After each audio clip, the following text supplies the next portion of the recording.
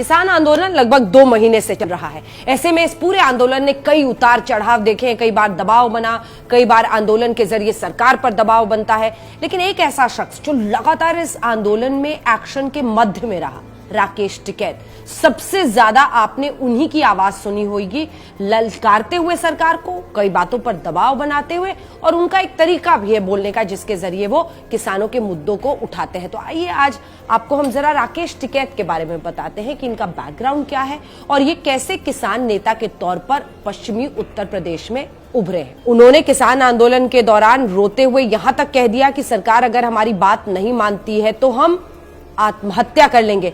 लेकिन ये जो भावुक अंदाज में बोलने का तरीका है, दरअसल ये विरासत उन्हें महेंद्र सिंह टिकैत से मिली है। महेंद्र सिंह टिकैत, चौधरी चरण सिंह के अलावा अगर आप देखें तो देश में बड़े किसान नेता के तौर पर महेंद्र टिकैत का नाम आता है। और महेंद्र सिंह टिकैत एक ऐसे किसान नेता थे जिनकी आवाज पर लखनऊ से लेकर दिल्ली तक किसान एकजुट हो जाते थे और सरकारों को झुकने पर वो कई मुद्दों पर मजबूर करने में कामयाब हो जाते थे।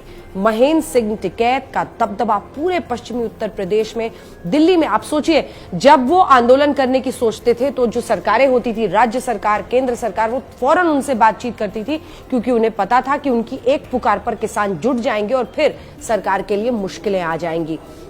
महेंद्र सिंह टिकैत सबसे लंबे वक्त तक भारतीय किसान यूनियन के अध्यक्ष के तौर पर रहे और उनका बहुत सम्मान था किसान समुदाय में। महेंद्र सिंह टिकैत के 4 बेटे थे, उनमें से 2 बेटे नरेश और राकेश।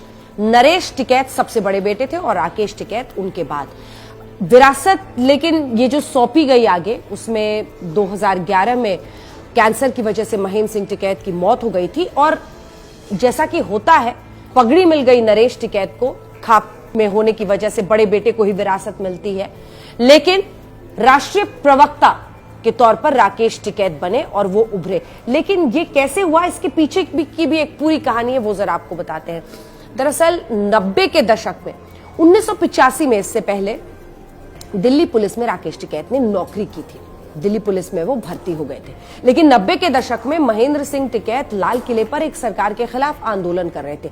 तब उन पर दबाव बनाया गया राकेश टिकैत पर कि वो अपने पिता से ये कहें कि वो आंदोलन खत्म करें। उसी वक्त उस रस्साकशी में राकेश टिकैत ने पुलिस की नौकरी छोड़ दी और चले गए अपने पिता के साथ किसान नेता के तौर पर। ये उनकी छवि इसके साथ बड़ी हुई और वो एक तरह से सबसे ज्यादा एक्टिव और वोकल, जिसे कहते हैं, बहुत ज्यादा आक्रामक अंदाज में बोलने वाले किसान नेता के तौर पर उभरते चले गए। लेकिन पिता की मौत के बाद चूंकि बड़ा बेटा होता है और बड़े बेटा नरेश टिकैत थे, उन्हें अध्यक्ष बनाया गया भारतीय किसान यूनियन का और राष्ट्रीय प्रवक्ता के तौर पर राकेश टिकैत एक एक्टिव किसान सियासत में आपको उस वक्त से ही नजर आए हैं। आपको बता दें, मुखिया के तौर पर जरूर अध्यक्ष बने हैं नरेश टिकैत, लेकिन कहा जाता है कि भारतीय किसान यूनियन के जितने बड़े फैसले हैं वो राकेश टिकैत भी लेते हैं। अच्छा, राकेश टिकैत ने सिर्फ किसान सियासत से अपने आप को जोड़कर नहीं रखा, उन्होंने पॉलिटिक्स में भी अपना हाथ आजमाया।